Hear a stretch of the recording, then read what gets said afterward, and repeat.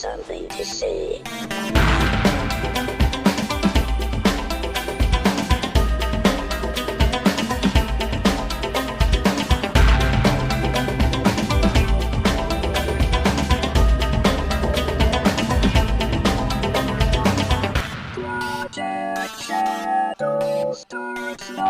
Hello everyone, how are you doing today? My name's Charlie. You might know me better as sci-fi fantasy writer C.E. Dorset, especially for reading my new book, Crucify My Love, available over at Amazon as a podcast. Just search for Mask of the Gods, or my other newish book, The Chain, which is over at Wattpad. And I'm not alone. Hello. I'm Brian, and I'm here today. I almost feel like because my intro is so verbose now, you should introduce yourself with, my name's Brian, and I am a restaurateur and chef. I was thinking going for the opposite and be like, yo, Brian. And just, that's it. So today, we are going to finally be talking about Susan. Darn it, Susan! Supergirl. Season. I thought we beat Susan back into the alcove again. She escaping. We're going to be talking about Supergirl Season 4 in its entirety. But before we get into that, if you haven't already, please go and like and subscribe to this podcast. It really does help out a lot, especially if you're using Apple Podcasts. That really helps out a bunch. Tells the algorithm to share the podcast with more people. The more people that listen, the bigger the community, the more chances we have to talk to each other. And that's why I do this. Also, while you're doing that, leave a comment if you want more about this season, or if you want us to talk more about it, or less, because we're just doing an episode on the whole season. But yeah, because kind of up to you guys if you want us to go into the season more detail. Yeah, that's really been one of the big things that I've been struggling with the Arrowverse shows is whether or not to do them like we did the Star Treks and do an episode by episode breakdown. I have not been doing that because I haven't been doing that. One, there's just a lot of them. That would be like, this would become the Arrowverse podcast while those shows are on, because with Supergirl and Flash and Arrow and Black Lightning and Legends of Tomorrow, that's already 5. And we're going to be getting Batwoman, which is going to be probably replacing Arrow on in the schedule. That's every day. So 5 shows. Yeah, if you want me to do an Arrowverse podcast, we can talk about that. But let me know. This season felt more like the first season than I think the show has in a long time, and that's a good thing. I think the first season of Supergirl is amazing. It hooked me into the show. It made me fall in love with the characters. And while I wouldn't say that it hasn't had a Prometheus season yet, like Arrow did, it's been pretty good. It's just not kind of hit that full stride. It seems like the CW was less willing to let the girl power messages of the series kind of continue, and those kind of got dulled a little bit. And they're back with a vengeance this season. And to me, that's a good thing. Yeah. As far as how they handled the story, I think that's a whole other thing. So let's just go ahead and go into spoilers, because I don't think there's much we can say about this season. It was good. If you haven't seen it, definitely watch it. Yeah. Yeah, you can get the overall rating, go watch it. Yeah, go watch it. But most discussion's going to require spoilers. Yeah, I mean, even the most basic things. Like, I almost feel like saying that it went back to its roots is a spoiler, because it feels kind of like it did. So we'll now go into spoilers. If you have not seen Season 4 of Supergirl and you do not want to be spoiled, well, you've been warned in 5, 4, 3, 2, 1. Okay, Agent Liberty was a very interesting choice for this season, especially given the current climate. Sam Witwer. See, this is the problem of having Sam Witwer on the show. Okay. The big problem for the Arrowverse this year is the villains on Supergirl were played by John Cryer and Sam Witwer. And they just outshone. And They stole the show. They're so good. If you're not familiar with Sam Witwer, he is Darth Maul. Yeah. Like, if you're a kid who grew up with the Clone Wars, then he's been the Darth Maul for your entire life. Like, he voiced Darth Maul on Clone Wars, he voiced Darth Maul on Rebels, he's done a lot of other stuff too, but he is Darth Maul. Yeah. And, which made those moments when he snapped and went really dark even darker, because, like, he kind of just, morphed in my head into... it's no longer Agent Liberty clubbing this guy with a face mask. It's Darth Maul beating his brains in with a face mask. Yeah. Whoa. Yeah, and I don't want to be insulting to the other shows, because I did enjoy them, and we'll be talking about them later. But, they really kind of were outshone by the casting. I mean, they did a really good job. I am going to break my rule for this season. And, I have a rule that LGBT representation doesn't exist if your LGBT character is an alien. Because then they're still not human, which is the point of representation. But I'm going to break my rule here for two reasons. One, they made her half human. Yes. And so she is still technically human. And two, there's no other way to give a character superpowers in the world of Supergirl without making them an alien. So I'm kind of okay with that. And to me, that all gets washed out by the fact that they actually cast a trans actor to play a trans character, which is awesome. Nia Null definitely counts for representation. Normally wouldn't say that. They did an awesome job with her. And because of her storyline too, being this, coming together, and, being that she grew up, initially feeling awkward and out of place, not only because she's half human, half alien, but also trans, and had to find out who she was and really come into her own and be her own and be accepted as such. And it was just really, really awesome. And it was an awesome storyline with that, because it just, they ran, that was one of the storylines that runs through the length of the season, as you get to know her and you get to know more about her background and everything. And then that becomes one of the major pieces for bringing everybody together. The other thing that they did that I was surprised and felt like, well, I can't confirm this because I didn't research to find out, but I feel like there was at least one trans person in the room when they were doing this. The anti-turf episode where she inherited a power from her mother that only goes to the women in their species. Yeah. Which is the whole, trans women are real women, and her reaction to her turf sister. If you do not know what a TERF is, that's a trans-exclusionary radical feminist. People that try to say that trans women are not women. They're also fans of saying things like transgenders, which is not a word. Transgender is an adjective. So you can be trans-masculine, you can be a transgender woman, a transgender male. You can even be transgender non-binary, which is a whole complex thing.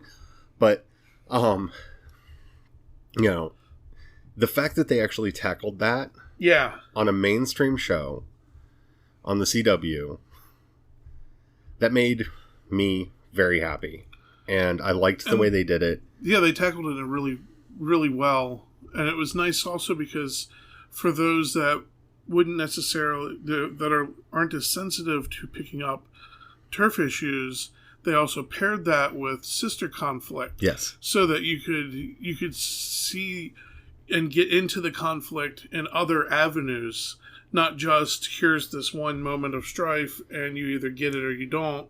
It's like there's all these other ways you could get pulled into it and understand better the conflict there and the tension and where the slights were occurring. Yeah. And, the story with Agent Liberty really hit home almost too hard. Like, it was hard for me to watch this season Not just because of all of the stupid Dare to Defy ads. Like, if I have to watch one more ad for King of Cons, I might scream and throw something, which is one of the reasons why we waited for it to go up on Netflix to finish the season. But, you know, it was also kind of dealing with the whole, wow, Agent Liberty is kind of real. But the way that they handled it, the way they showed his story arc, is something I think we need to spend a bit more time with, because of the unseen hands that were guiding him through the whole thing. And I felt like such an idiot when they did the reveal of, oh crap, that is Otis Graves. Oh, Eve. Why didn't I see that coming? Like, I should have seen that coming, but I didn't. The reveal, because they lured me in with all this other stuff that, you know, you get so used to an Arrowverse show naming a villain for the season. And that's the villain for the season. And you're tracking them. And they did that with this season. Or sub-villain that's defeated by mid-season. Yeah. And the main villain. Yeah. They did such a good job. And, yeah, okay. Oh, man. That was insane. So, whoever thought about casting John Cryer to play Lex Luthor is a freaking genius. Yeah. Because when they introduced him, I was like, well, he's frail, he's in a wheelchair, he's dying of cancer.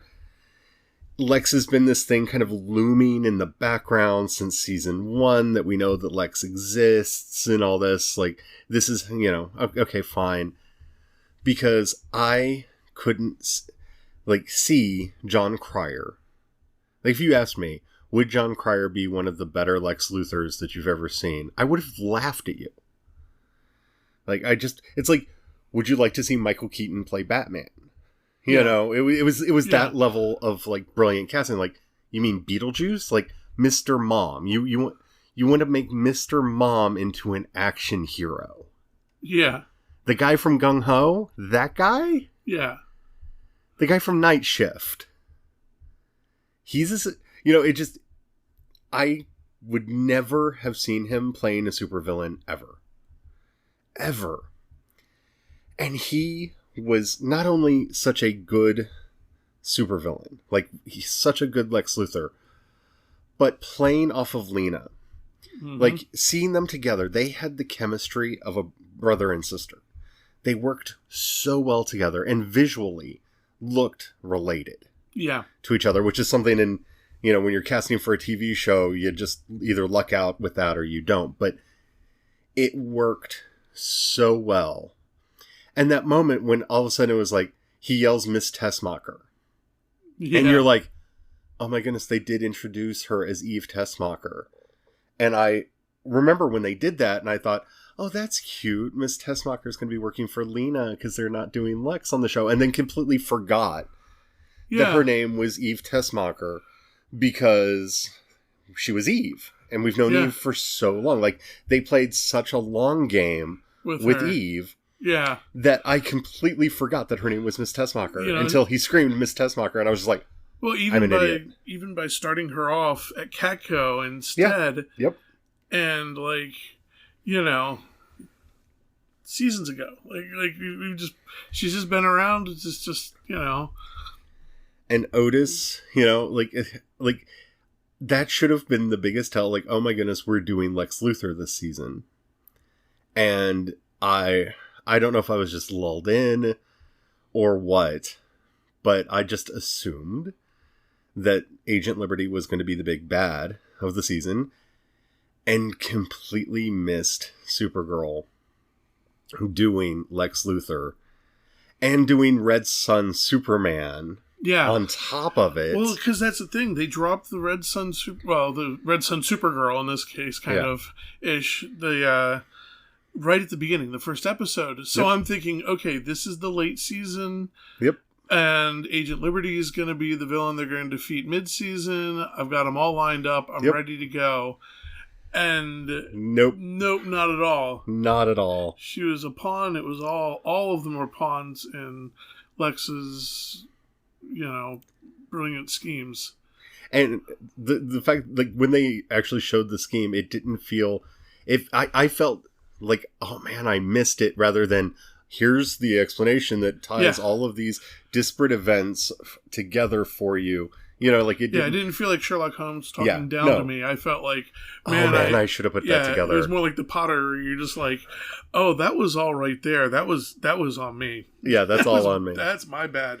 Now, the one thing I have to say about Red Daughter, stop taunting me with the possibility of a Power Girl. Like, you keep showing me characters that could be Power... I know I'm the only human on the face of this planet that is a fan of Power Girl who isn't a teenage boy who likes her old costume with the window. Yeah.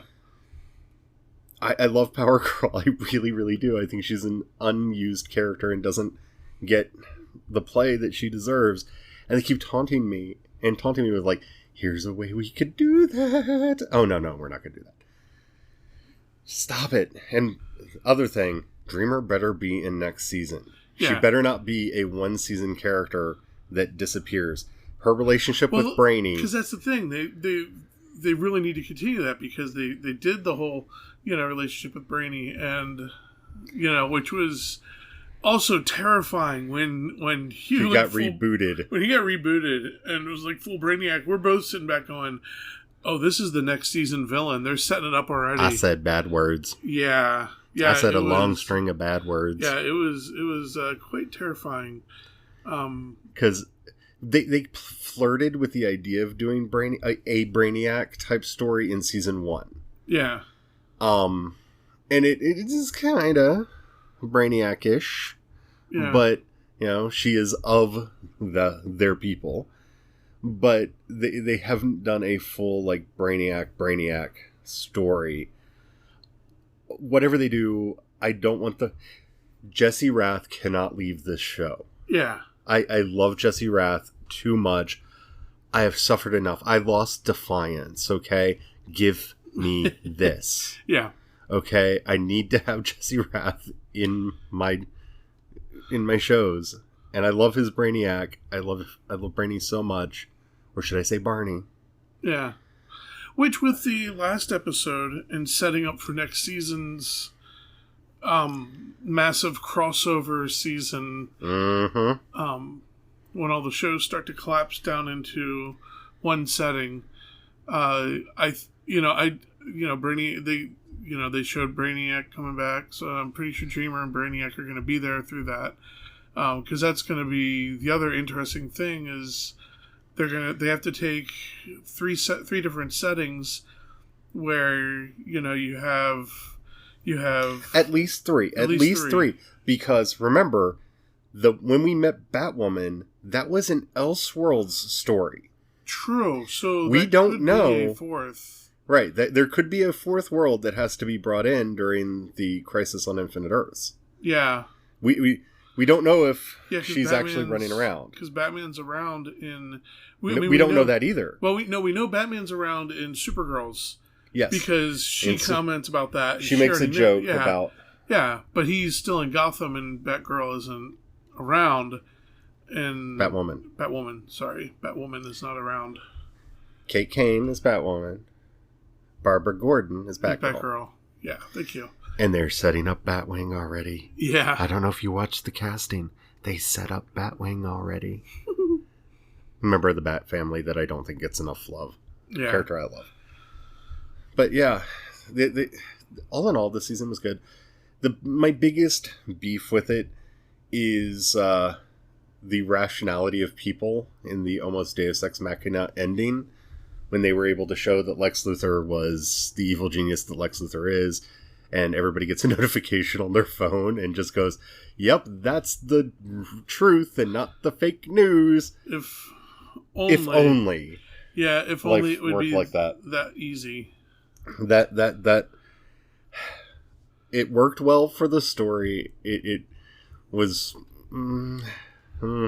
just bothered me a little bit, but well, they like to believe in the power of the Fourth Estate, and I'm kind of upset that they took James's superpowers away. Yeah, I was kind of. I'm hoping he has some residuals, because Guardian does have some Guardian is kind of sort of superpowered in the comics-ish. Yeah. He's a experiment. Yeah. And I thought that this was a perfect way for them to give him superpowers. And maybe he'll end up having some residual leftover something from the Harrenhal. Yeah. But we'll have to see about that. James's storyline is going to be interesting to see going forward. Lena's storyline is going to be very interesting to see going forward what they do with her. Yeah. Because I don't want Lena to become a villain. Yeah, I don't either. I'm hoping this is just a small struggle before bigger issues pop up next season. Like, this might be some of the smaller problems to help distract the audience from the big stuff. But see, the other thing, with them doing Crisis, they could have Brainiac go crazy and become a monster, and Lena go crazy and become a monster. And then through the Crisis on Infinite Earths, those are the versions of Brainiac and Lena that get written out of existence. Yeah. They have the perfect opportunity to really do whatever they want to leading up to Crisis, because there are going to be people from all the different Earths smashing together if they do Crisis the way Crisis happened in the comics, even remotely. One assumes. Yeah. Because you don't do Age of Ultron without having Ultron in it. You know what I'm saying? Like, they changed like Marvel changed stuff with Age of Ultron and with Civil War and what have you, but you have to get some of the major plot points or you're going to really alienate your audience, and you don't basically say, oh, by the way, we're doing this major arc from the comics, we're doing Crisis, and not do Crisis. Yeah. It'd be like doing a Superman who can't fly or jump or... no, he couldn't fly. He couldn't be shown in a red and blue suit, and no one could call him Superman. Yeah. So they were smart enough to change the name of the movie as well. Yeah, Wild West. Yeah. Wild, Wild West. And he has to fight a giant mechanical spider at the end. No longer Superman. Yeah. Anywho, all in all, love season 4. Can't wait for season 5. Can't wait for Crisis. Yeah. And the next show we are going to be doing is Arrow. So if you're not caught up with Arrow, it's up on Netflix. Get caught up. Yep. That way you've done your homework, and when we talk about it, we can talk about it. Yeah, you wouldn't want to fail this podcast, would you? You have failed this podcast. If you have any questions about Supergirl that you would like to send in, please do so. You can either hit me up on Twitter or Instagram. I'm C. Dorset on both. Or in the show notes, you'll see a link for voice messages. If you click that, it works on any browser, on any device. You can send me in a voice message. Keep it clean so I can use it on the show. And we can answer your questions. I'd love to do that. My brain just went blank. If you haven't already rated the show, please do so. That helps me out a bunch. If you've got $1 you can throw my way, you'll find links in the show notes for both my Patreon and the community support page. Basic difference is, do you want stuff, or are you just giving me money out of the kindness of your own heart? Like, that's basically the difference between the two. Also, if you don't want the emails, because you will get notifications from Patreon, and the community support just, doesn't. But, yeah, if you do that, please, thank you. It means a lot. If you don't have the money, or you don't feel like giving right now, that's fine. That's perfectly alright. Trust me, I understand. That's like the life that I've lived my entire life. But if you know anybody you think would like this podcast, please share it with them. That helps out a bunch, too. I don't know if that's everything or not. I'm so lost because I'm thinking about Dreamer and other things. Little boxes. Except for they often all open at once. Anywho, until next time, I'm Charlie. I'm Brian. Don't forget, have the fun. Bye.